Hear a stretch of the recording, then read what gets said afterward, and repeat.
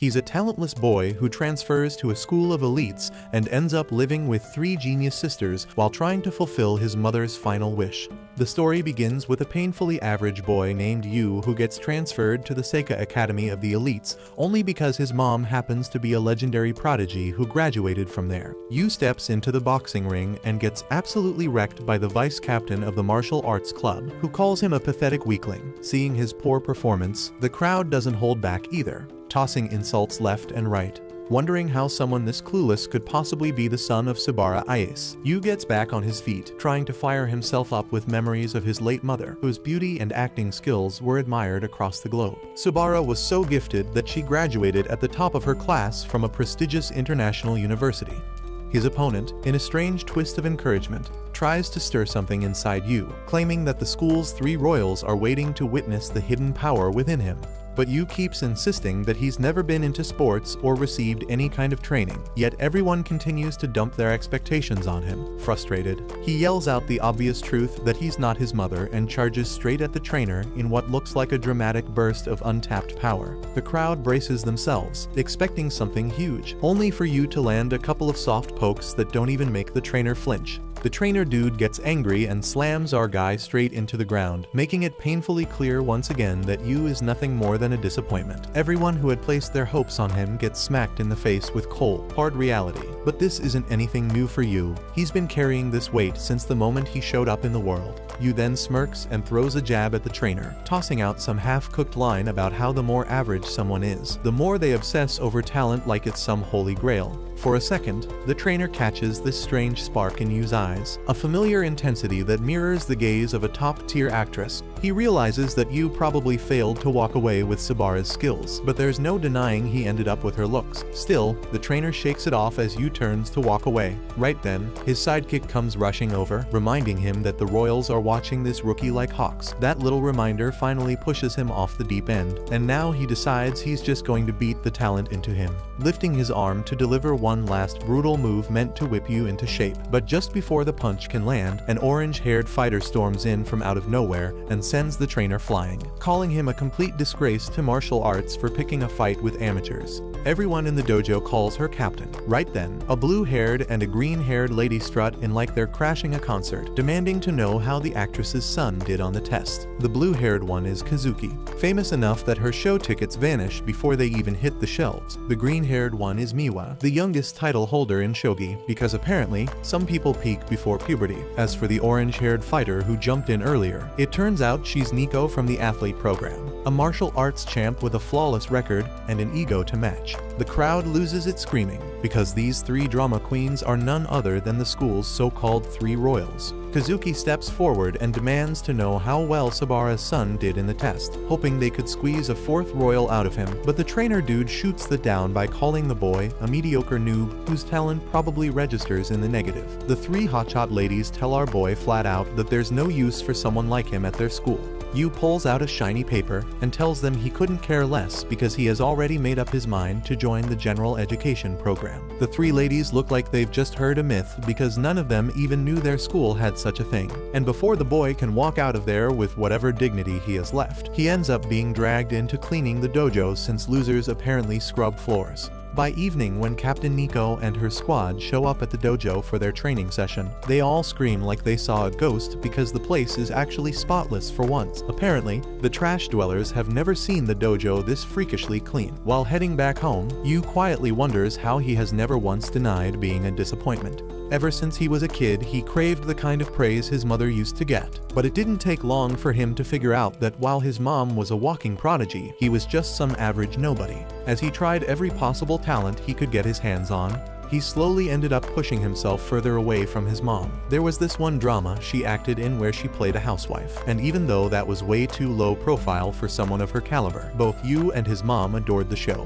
When his mother got hit with a terminal illness, the two talked about how their favorite part of the show was the bit where each episode ends with a family dinner. That was the first time in years his mother opened up to him properly, and that's when Yu finally realizes she had always dreamed of having a family as warm and beautiful as the one in the show. Sadly, that little happy moment doesn't last too long, and the lady ends up kicking the bucket after asking her son to go and find himself a happy family. The boy packs his things, and while hoping to make up for everything he and his mother missed out on, he heads to Mikadono's place. The mansion's owner sends him the keys along with a note telling him he can sneak in whenever he wants. As he steps inside, he gets completely thrilled seeing how massive the place is. He starts wondering who this Mr. Mikadono even is, and just as he sits down to unpack his stuff, Nico shows up in full attack mode, desperate to knock out what she thinks is a burglar who broke into her house. Our guy tries explaining that he's not who she thinks he is, but the shabby lady ends up slipping and falling flat on the floor like a cut scene out of a cheap comedy. Yu takes this golden moment to mock her, throwing in that even prodigies hit the floor sometimes, then tosses a towel on her as if he's doing charity.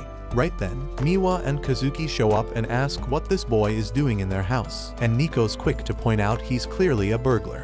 As our hero tries to figure out why these royals are even here, he gets a call from Mikadono himself. The man asks if he's found the place and goes on to explain that his late mother was not only his friend, but also his benefactor, which is why he's now returning the favor.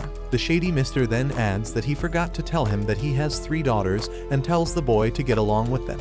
Yu turns toward the sisters, remembering his mother's dying wish, and starts thinking that now he actually has to become a family with the 3 Mikadono girls. To him, this whole situation feels nothing short of a dream.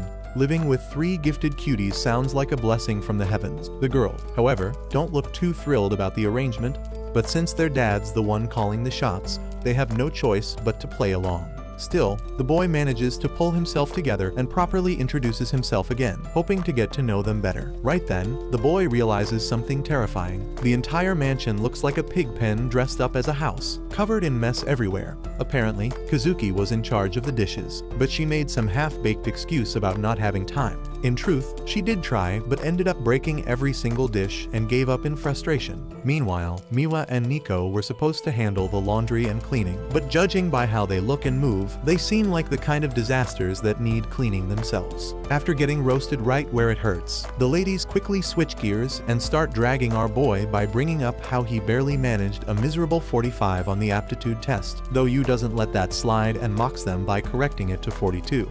While the 3 of them keep bickering and throwing around useless complaints, they glance around and slowly notice that everything is suddenly shining like a 5-star hotel lobby. Turns out, while they were busy running their mouths, the boy had already turned into some sort of cleaning wizard. The next morning, our boy wakes up hoping to get to know the ladies better over breakfast since there's no school today. He plans to rest up a little, but that idea dies quickly thanks to non-stop earthquakes shaking the whole place, which turns out to be Nico casually splitting tiles with her bare fists in her personal dojo. After witnessing that madness, he heads over to check on the others. Miwa's busy playing shogi and arguing with an AI, while Kazuki looks like she's running a drug lab, tossing random stuff into a blender and making a suspicious milkshake that might either poison someone or kill them outright. When he asks what she's doing, Kazuki mocks him and says it's just their version of a morning routine, the same way people like him need to brush their teeth and do other basic stuff. As Yu tries suggesting dinner together, the eldest Mikadono daughter tells him to handle the house since they'll all be out with packed schedules and rehearsals. He then turns to Miwa to invite her for breakfast, but she's already downing juice, probably fueling her brain with all the sugar it needs. Feeling crushed, the non-prodigy in a house full of geniuses walks to the kitchen, thinking how it's just like it used to be with his mom, who only ever cooked for herself, proving just how self-centered prodigies can get. He wonders how he failed to connect with his own family, yet somehow thought he could pull that off with complete strangers. Just when he sits down to enjoy breakfast, Nico walks in. Though she clearly wants to eat all the neatly baked food, she controls herself and claims it's an unbalanced meal for her. Yu starts licking the food to tempt her, but she loudly complains about the excessive carbohydrates and lipids, adding that she still needs at least 20 more grams of protein along with vitamin B. Yu finds it ridiculous how someone needs to calculate nutrients before eating. Nico explains that for her, eating right is just as important as training. As the girls get ready to leave, he remembers how his mother used to follow different diet plans depending on the type of shoot she had. When the ladies rush out toward the gate in a hurry, he suddenly appears behind them and says they've forgotten something. That instantly sends a chill down their spines, and they begin checking everything in panic while arguing over what's missing. But he only meant to wish them a good day. Even though they find it unnecessary, the girls end up blushing on their way to practice and somehow feel a little happy about it. Meanwhile, Yu moves on to doing the dishes, and in the middle of it, he receives a call from the shady Mr. Mikadono. The man informs him that he won't be around much due to his responsibilities, which basically leaves Yu stuck alone with the 3 girls. The uncle then asks him for a favor, saying he should support his daughters since they'll soon be facing their own hurdles. According to him, simply being there for them would be enough to help them open up. His future father-in-law goes into detail that each of the sisters has their problems to go through. Firstly, Kazuki has an upcoming audition. Nico will fight for the top spot in the Karate Nationals, and Miwa has to fight for her title in a shogi match. Hearing that his chances of smashing will skyrocket if he is successful in helping the girls out, Yu gets really excited and hangs up. After taking a deep breath, Yu wonders what someone useless like him can even help them with the physique of a chihuahua and the brainpower of a vacuum cleaner. He doubts he can help prodigies who don't take a minute off even on the weekends. However, that's when it hits him that if they fail, they will be called failures just like he's been his whole life, and to make sure that doesn't happen to them as well, he swears he will never let them suffer. He begins by going out on a journey to understand each of the girls to win over their hearts with wholesome family dinners. As the sun sets, Nico gets back home from training looking all depressed when her heart suddenly pops out of her chest because she completely forgot she has a man-slave living under the same roof. Yu takes a bit of the soup out of the pot and charmingly licks it up like holy nectar, making Nico go doki doki, and then offers her to taste his cooking for herself. But she smugly shoots him down and says she doesn't need his extra creamy stuff because she brought her own.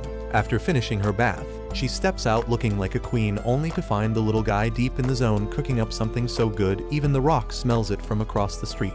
Yu goes through dozens of recipe books and locks in every detail to craft the ultimate dinner. Watching him go so hard even after she brushed him off earlier seriously gets under Nico's skin. Just then, Miwa walks in, and Yu grins like a proud chef announcing he's about to serve soup so good it will curl her toes. Seeing him act like a complete dork, the girls assume he's just running his mouth again. That's when Nico remembers the old days when the sisters had a private chef cooking 5-star meals with premium ingredients, but even 5-star refused to eat that fancy slop because it seriously lacked nutrients, and she only eats what's good for her body. Later that night, the redhead is in her room chugging down Taco Bell like a starving African when curiosity finally wins her over. So she sneaks into the kitchen, sees Yu isn't there, and spots a fine feast waiting on the table. That's when Yu jumps out from behind and hits her with a surprise nutrition attack and drops facts like the meal's packed with protein, vitamins, and minerals more than enough to get ripped, plus his secret sauce to help it all go down smooth.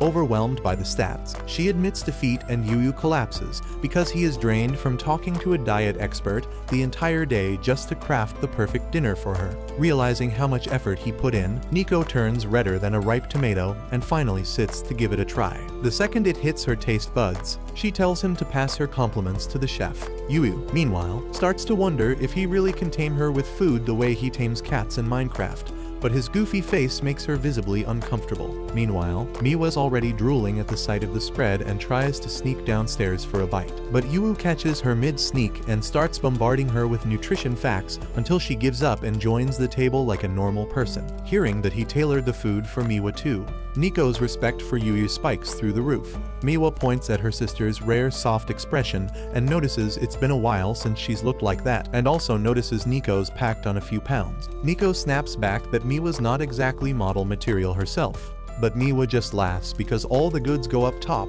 while the rest fuels her galaxy brain. While Yu is satisfied watching the sisters chat, Kazuki walks in and is instantly disgusted to see them eating together at the table like some kind of wholesome family. The Riz Lord sneaks up on her and casually lets her know he's got some brown rice packed with B12 for her skin, along with a salmon marinade full of antioxidants to wipe out all the depression from her long day at work. His pitch nearly works, but she shuts him down cold and refuses to be charmed like her weak-willed sisters. Nico snaps back and defends Yu's weak-willed tensions, but Kazuki makes it crystal clear she isn't against family bonding, and it's just that eating a peasant's cooking at the same table like a normal family doesn't quite suit the princess. And just like that, the last sliver of Yu's self-respect vanishes into the shadow realm, seeing him look like his grandma just died. Nico grabs the plate from his hands and starts eating to cheer him up. But Yu recovers instantly and strongly warns her that if she keeps stealing extra servings, she really will turn into a chubby teddy bear. Miwa is baffled whether he even wants them to eat his cooking or not, while Nico nearly pops an aneurysm from his disrespect. Yu politely declares that it's his job to track everything that comes in or out of her body, and his outrageous wording nearly makes Nico explode in embarrassment. 3 days have passed since Yu moved in with the Mikadono sisters, but despite his tireless efforts, Kazuki still refuses to touch anything made by his filthy hands, recalling their father's order to help the girls reach their full potential. Yu channels his inner Lelouch and makes a plan A. During break time, high-pitched squeals echo through the halls as a crowd of girls swarms Kazuki-senpai like moths, showering her with bottom-tier praise. Yu's jaw hits the floor at how wildly popular she is, but he braces for impact and waves hello at the pack with a big smile. The girls instantly recognize him as that talentless bum, and Kazuki tells him to be gone before he taints her divine aura with his loser energy while shooting him a glare like he's used toilet paper. But Yu calls her a meanie as he announces he stayed up all night trying to win her over, and he has something only he can give her, and he is sure she would love it, obviously talking about his cooking. The girls are wildly flustered, so Kazuki shouts at Yu to stop misleading everyone with his nasty statement and swears she's going to make him pay for this when they're back home, which digs the hole even deeper. Her army of fans bombards her with questions, so Yu uses the chaos to slip away.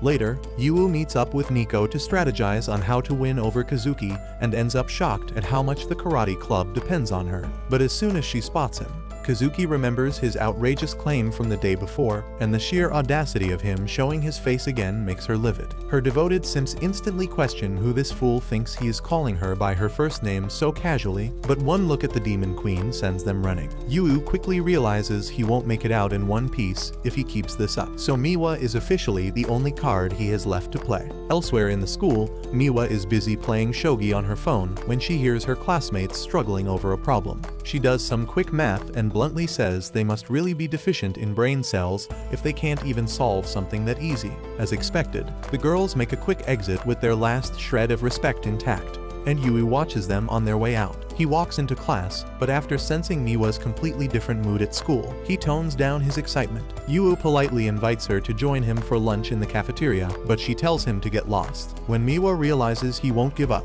she power walks out of class, and he keeps following her around the school. He stubbornly chases her even after she insists he leave her alone, and before they know it, she's laughing happily as she runs away like it's a game of tag.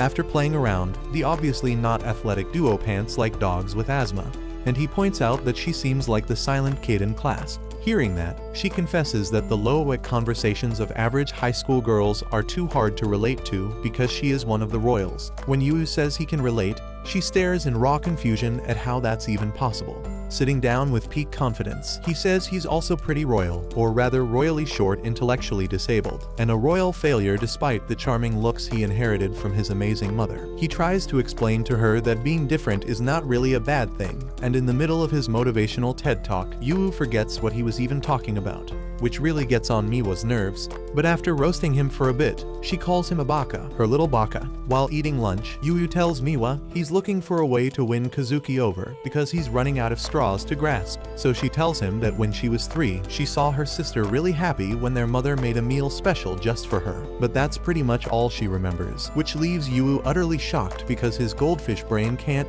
even remember what he did 5 minutes ago.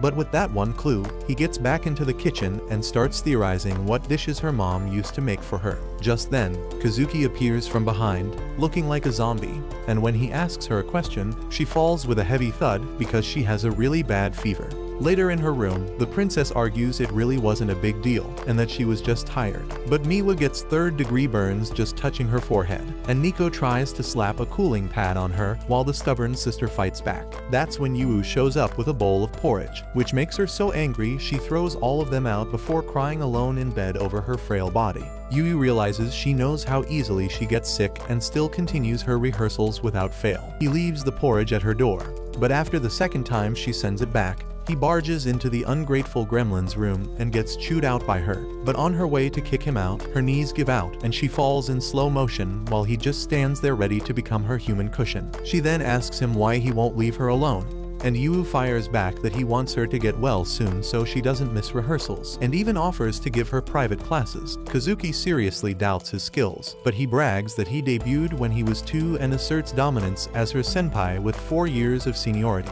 After going over the script, he takes the role of the princess while Kazuki plays the prince. Although the moment the first line more stiff than morning wood leaves his mouth, she slams the door in his face. Our boy tells her he was just warming up before he admits that his mom got him countless auditions and he failed every single one. That makes her really angry, and she tells the Nepo baby he'll never understand what hard work feels like. But he returns the next day after rereading the script, only to get rejected again. On the 3rd day, he comes back after practicing 10 times, but his horrendous acting makes her ears bleed. The day after, she angrily tells him to stop nagging, so he admits defeat, while she remembers the high expectations of her acting team to carry the film with her flawless performance. Kazuki decides to get out of bed instead of wasting time, but when she sees Yu practicing in the living room, it's a real shocker how much he still sucks even after all that effort, and that makes her smile. The next morning, she gets to hear his NPC tier acting again, but this time she decides to play along. In that genuine moment, Yu delivers some brilliant acting that shocks them both. He tears up over finally making his mommy proud after 14 years of failing, and Kazuki is refreshed to see the goofball getting so happy over a single line. That makes her so happy she tells him she'll let a peasant like him serve her a meal,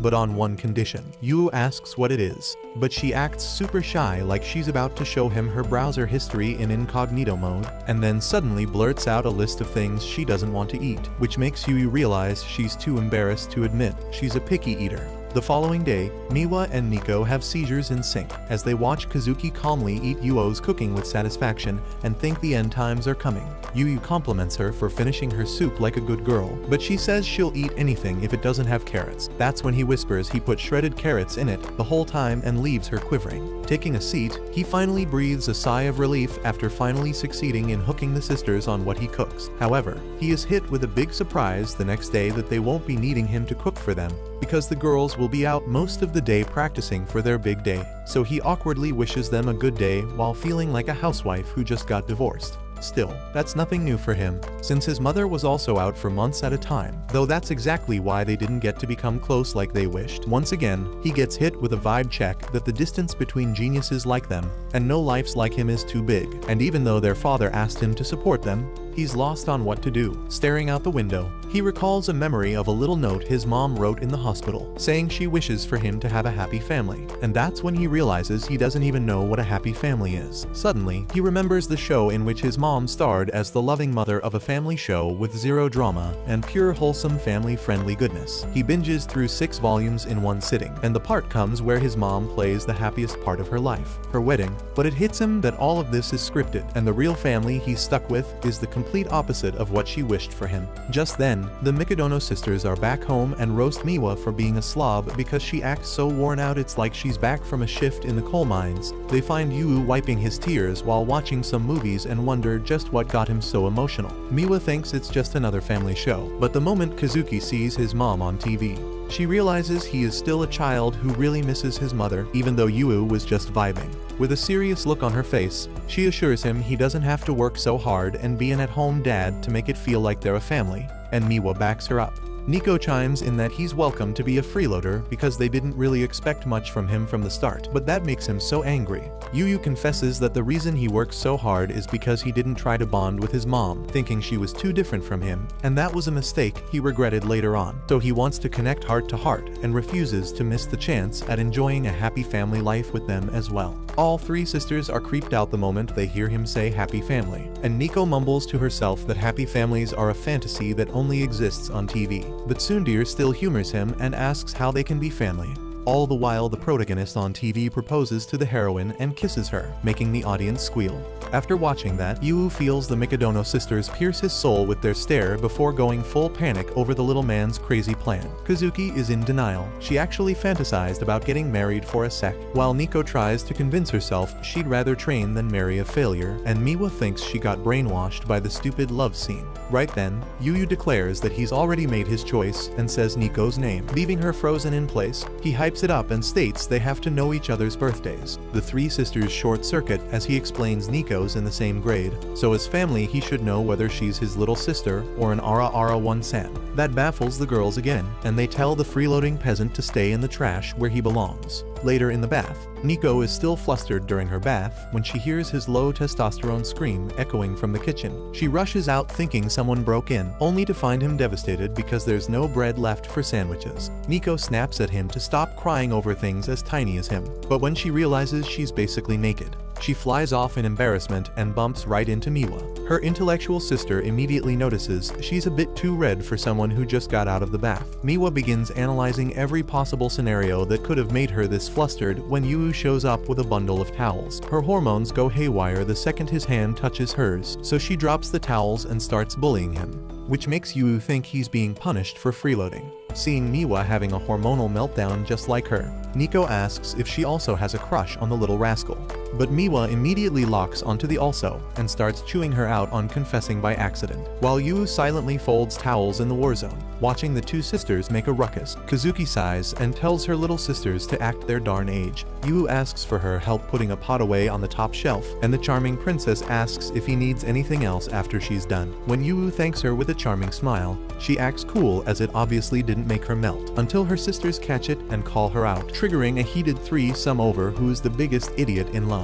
Eventually, Yu gets fed up and tells them all to knock it off because they're family. He also admits he has no clue what they're fighting about, which leaves the girls staring at him in raw disappointment. After they leave, he sighs and then notices they've left the entire living room in shambles. While cleaning up, Yu quietly reflects that real life will never be as perfect as it looks on TV. Even then, the dinner they shared is a memory he'll always treasure. He finds himself wishing for a happy life with them, and that's when he stumbles across an unexpected treasure, a photo of the Mikadono trio as adorable little kids. He instantly overdoses on the cuteness and wonders how they went from that to what they are now. He wishes he could take a new photo of them under the cherry blossom tree and decides to ask around about who forgot the picture. But when he checks with the sisters, all three immediately slam the door in his face. That only fuels Sherlock Holmes' suspicions that one of them is hiding something. And if someone's holding on to this photo, it means deep down one of them misses the good old family days just like he does. However, the next morning all three sisters go their separate ways, shutting down his private investigation before it begins. Still, he's impressed to learn that these prodigies travel all over the country and decides to dig deeper into where their events are being held. And that's when he hits the jackpot. Later that night, Yu warms up some milk to help Kazuki sleep better, but Miwa and Nico look visibly annoyed because they forgot to book a hotel room. Right on cue, their knight in shining sarcasm stuns them by revealing he already booked a hotel for them. He hands them two separate maps and cheekily wishes them a happy stay because he picked out a 5-star place for them.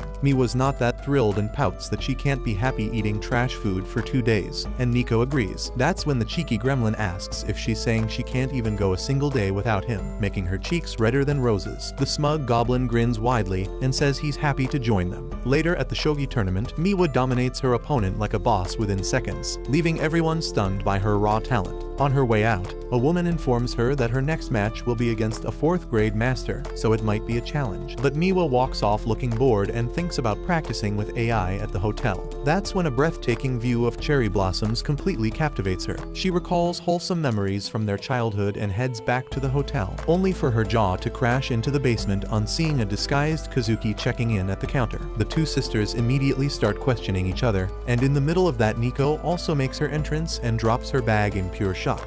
Finally catching on, Miwa asks the Flamehead if her tournament is also in the same town. Yu shows up all smug and comments how it's pretty wrong for three sisters to not even know each other's destination. He proudly reveals that since they don't talk, he made time for them to do exactly that. The sisters start raging when they learn he booked them into the same room.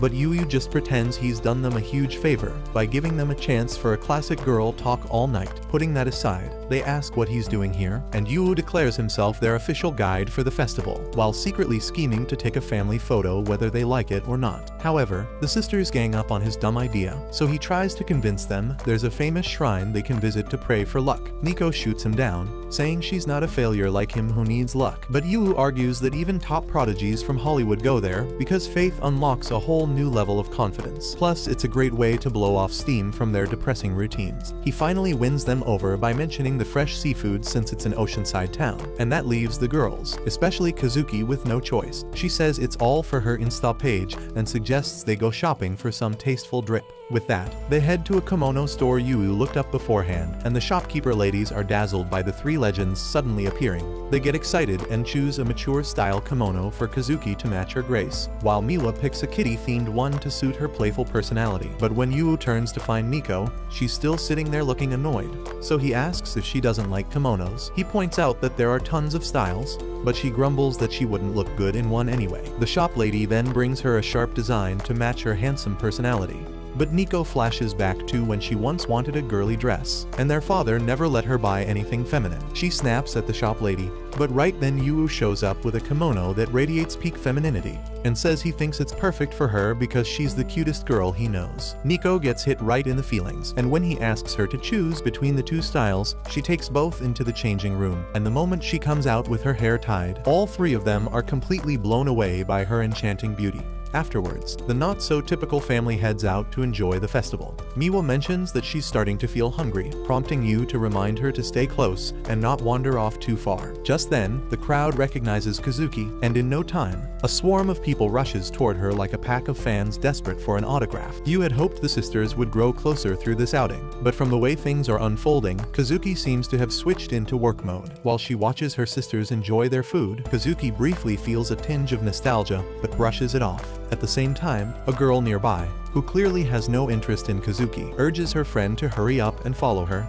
However, as she turns away, her sandal breaks and she starts falling forward. Before she hits the ground, Kazuki catches her and ends up impressing even the ones who weren't her fans. Carrying the girl in a princess lift, she helps her find a place to sit down. Meanwhile, Yu is having a hard time trying to keep track of Kazuki in such a chaotic crowd. After Kazuki escorts the girl to safety and starts wandering around with a trail of fangirls behind her, she suddenly gets shoved straight into the bushes by someone she instantly suspects to be a kidnapper. Turns out, the so-called kidnapper is none other than our boy. The blue head gets ready to raise hell, already puffing up with rage, demanding an explanation for whatever that was supposed to be, but before she can start ranting, he calmly shuts her up and tells her to just dig into the food he brought so she can actually enjoy the festival. She argues, of course, and turns her face away like a sulking cat, insisting he can't always bribe her with food. But our guy isn't backing down and points out that he saw she hurt her foot. Without wasting time, he checks it and finds out it's actually a pretty bad injury. While carefully wrapping it up, he drops a few wise words about how she doesn't need to fit into anyone's expectations and should just be whoever the hell she wants to be. The redhead finishes bandaging her foot with that calm, no-nonsense touch, while she sits there silently blushing like a confused middle schooler. Meanwhile, Nico and Miwa are trying their best to enjoy the day, but it turns out the orange head is hilariously hopeless at festival games. Her face turns redder than a boiled tomato as she keeps failing to catch even a single salmon, flailing around like she's fishing with her eyes closed. Just then, both of them freeze when they spot their elder sister walking over to join them, and right beside her is Yu, who's somehow convinced her to wear a sus mask to help her go incognito. Yu then suggests a match, teaming up with Kazuki, while the other side gets stuck with Nico and Miwa. Nico immediately takes a jab at her sister, saying she should wear that creepy smiley mask all the time since her usual face looks like she's ready to kill someone. Kazuki smiles under the mask, and the match kicks off. Yu ends up snapping his fish-catching paddle first, followed by Miwa, who instantly cries foul play and accuses her sister of cheating since she hasn't even chipped hers yet. Things spiral fast, and the challenge turns into a full-on sibling brawl. Yu backs off, figuring this might be a rare bonding moment in disguise, and dashes off to check out some grand competition happening nearby. Apparently, the task is to hop across lotus-shaped platforms and make it all the way to the Torii Gate, which honestly looks like a rigged game for superhumans. The winner not only gets a ridiculous amount of luck, but also an awkward selfie with the shrine's golden guardian. The hosts are dead serious too, claiming that setting the selfie as your phone wallpaper boosts your luck, and even throwing in a weird guarantee. Yu scrolls through the old festival photo of the sisters and realizes this is the same competition where they once won and got that statue shot. Inspired, he decides to recreate that scene, hoping he can somehow pull off the impossible and make it to the finish line himself. Before Yu can even make up his mind, the crowd's already going wild. with people rushing in to win that cursed selfie with the statue. One after another, they fail miserably as some of the Lotus platforms just dip and sink the moment someone steps on them. Turns out, you've got to find the lucky path of leaves to make it all the way to the gate without ending up soaked, which basically makes this whole thing feel like a live-action version of Fall Guys. People keep leaping and falling,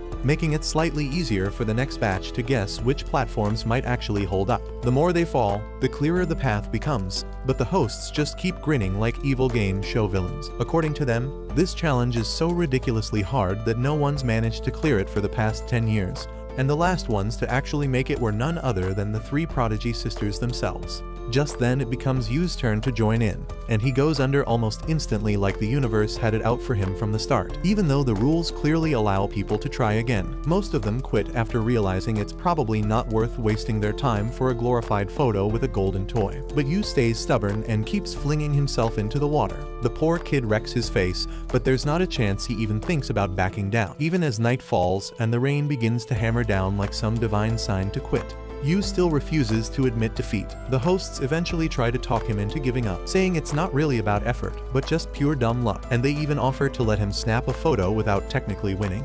But Yu ends up thinking about how the sisters probably won by moving together like one unit with perfect timing, and that memory convinces him to push through no matter what. He keeps launching himself onto those shaky platforms and somehow manages to reach the gate this time. The hosts applaud and finally invite him to take the selfie, but the redhead bolts off instead, shouting something about needing to go grab some people first. As he runs off to find the Mikadono sisters, an announcement rings out about the festival ending early due to heavy rain. Realizing he's too late, he drops flat on the floor, feeling useless. The voices of the three girls echo in his head, remembering how he had dragged them here in the first place, assuming they must have stormed back to the hotel and that he'd be left behind once again. But as he shuts his eyes and opens them, he finds the three prodigies standing right in front of him with their umbrellas. They ask why he never came back and why he's now drenched and covered in mud. Yu says he figured they would have ditched him, but the girls respond that they aren't that heartless. They ask him to lead the way back to the hotel, calling him their festival conductor,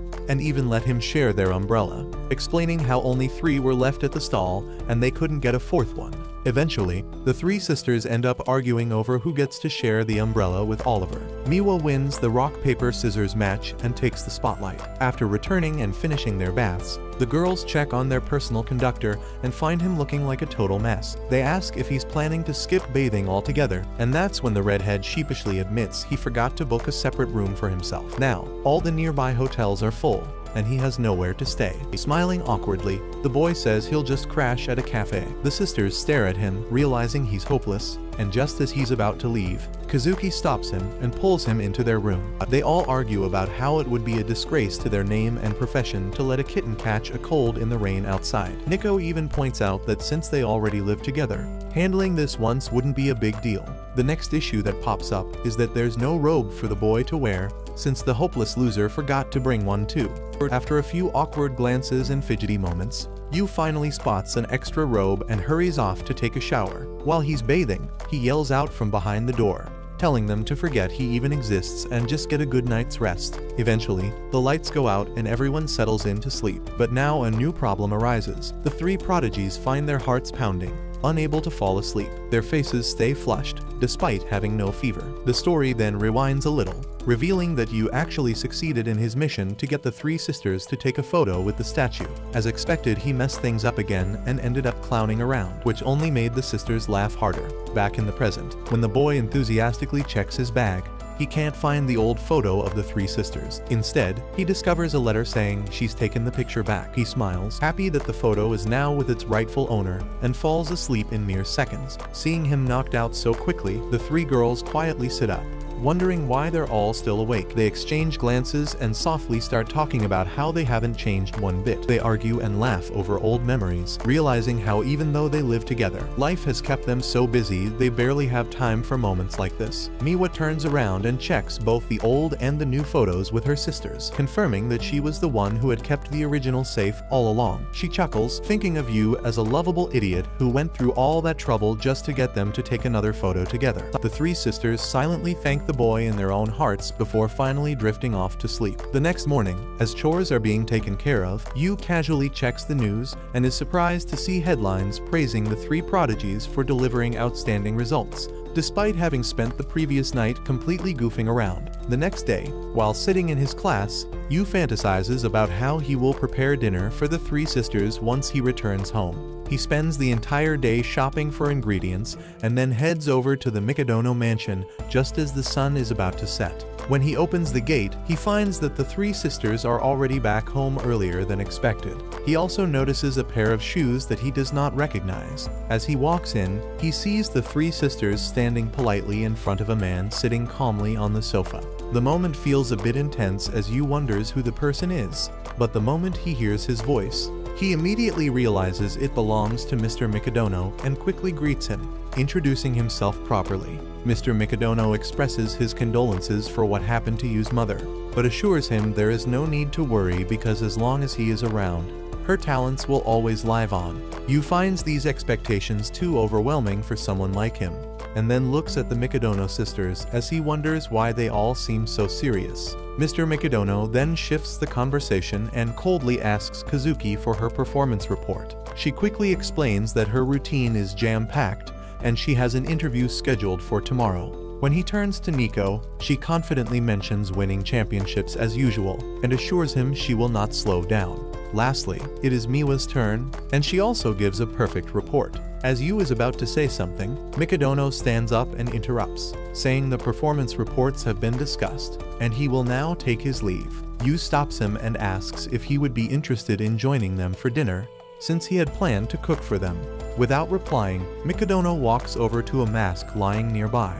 Yu explains that they went to a festival over the weekend. Mikadono becomes serious and asks whose idea it was. The boy excitedly tells him how he took them there, and the sisters all ended up in the same place, and that it was the same festival they once visited as children.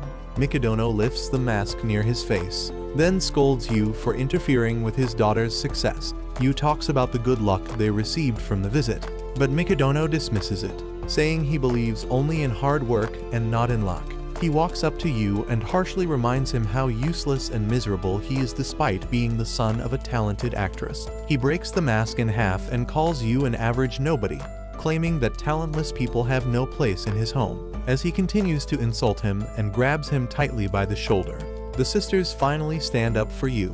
They argue with their father, explaining that while Yu may not have major achievements, he handles everything in the house from cleaning to cooking, so they can focus on their careers. Kazuki firmly adds that they are able to perfect their talents only because he supports them behind the scenes. When Mikadono questions why they are defending someone so average and if they truly need him, the sisters blush and give clumsy excuses. Still, they keep arguing that they get along well with Yu and have formed a strong bond with him.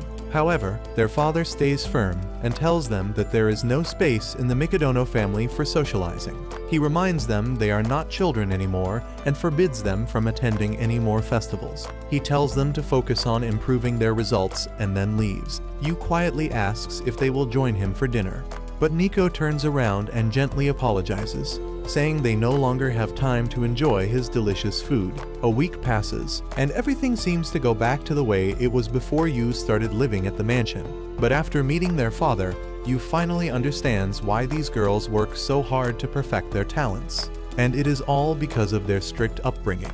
He remembers how the sisters finally started getting along with each other. That night, everyone at the club is returning home, except for Nico, who stays late to practice like she used to.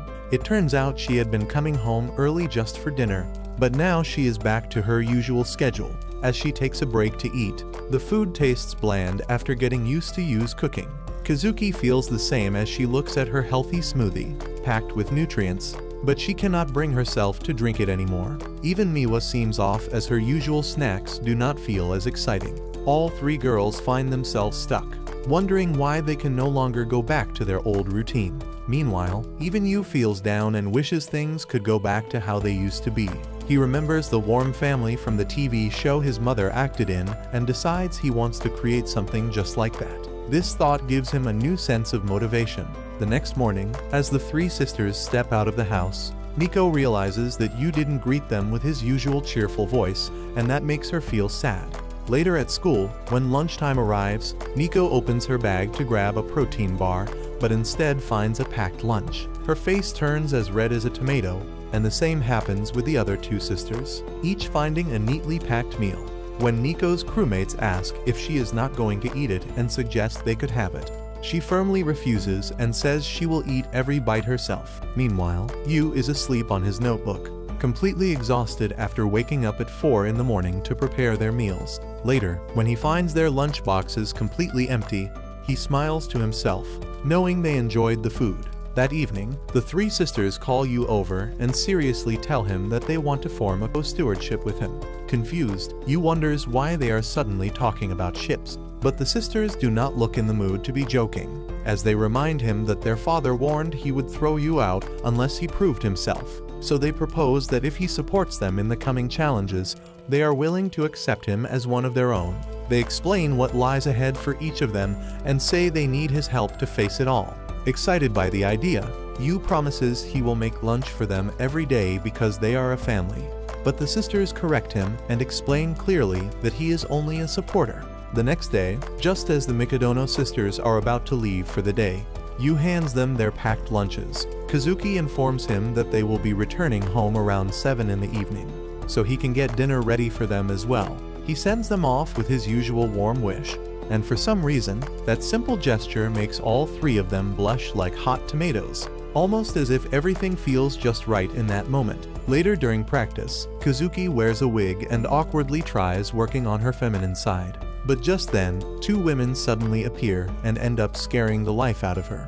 While Nico is in the middle of practice, her phone rings and she quickly answers, only to hear that her trainer has just returned from an overseas tour and wants to meet her. At the same time, little Miwa is deep in her own training session, but ends up being knocked down by her trainer. Her trainer calmly reminds her that the time is coming when she'll have to finally choose which path she truly wants to follow. By the time the Mikadono sisters return home later that evening, each of them has a lot running through her mind. But as soon as they enter the house, they find Yu clumsily running on top of a flour bag. And when they ask what he is doing, he tells them with confidence that he plans to add udon to the recipe and wants to use whole wheat flour this time to help lower the carb content in their diet. Just as he's explaining everything, he suddenly slips and falls hard, hurting himself in the process, which makes the girls laugh a little before walking off, mentioning that they'll still be joining him for dinner. Later that night at the table, the sisters remark that the food tastes a bit average today, which leads them to recall how their father used to hate anything that felt mediocre. Yet in that quiet moment, each of them finds a kind of comfort in this mediocrity. Later, while Yu is doing the dishes, Kazuki walks in and offers to help, saying she's trying to work on her feminine side. Yu points out that doing the dishes doesn't really have anything to do with being feminine, but she insists and joins in anyway. When Yu brings up the audition, Kazuki suddenly panics a little, admitting that it's her first time playing a feminine role, and that's probably why she's so nervous. Just then, she notices bandages on Yu's hand and asks what happened. Yu explains that he's not very good at cooking and ends up burning himself pretty often. The two continue chatting casually for a bit until Yu suddenly slips and ends up with a nosebleed. Kazuki quickly rushes to help but ends up slipping too, landing right above him in what almost looks like a kiss. She quickly gets up, and while Yu starts apologizing, she brushes it off, saying it was just an accident. Later, while taking care of his nosebleed, Yu cannot help but feel sorry for the girl as she literally kissed a guy with a bleeding nose. Yet she does not seem bothered at all, which makes him realize she must be used to scenes like that on stage. Still, he feels bad for himself too, knowing his first kiss ended up tasting like blood. On the other hand, when Nico mentions it might rain, Kazuki turns on the TV to check the weather, only to find a kissing scene playing instead. She quickly turns it off and tells Nico to check the weather online instead. After that, she comes across Miwa and says her jelly looks tasty.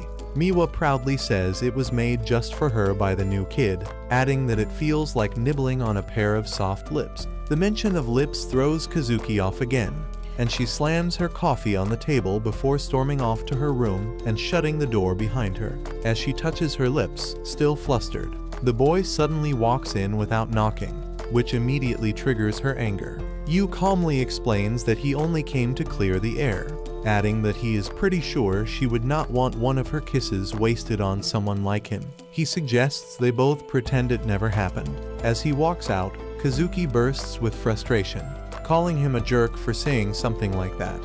Later during her practice, she starts thinking Yu might have been right, and forgetting what happened might really be the best thing for now since she needs to stay focused on her upcoming audition. She tries rehearsing her feminine role, but keeps failing since everything she has done until now has been more like a prince than a girl.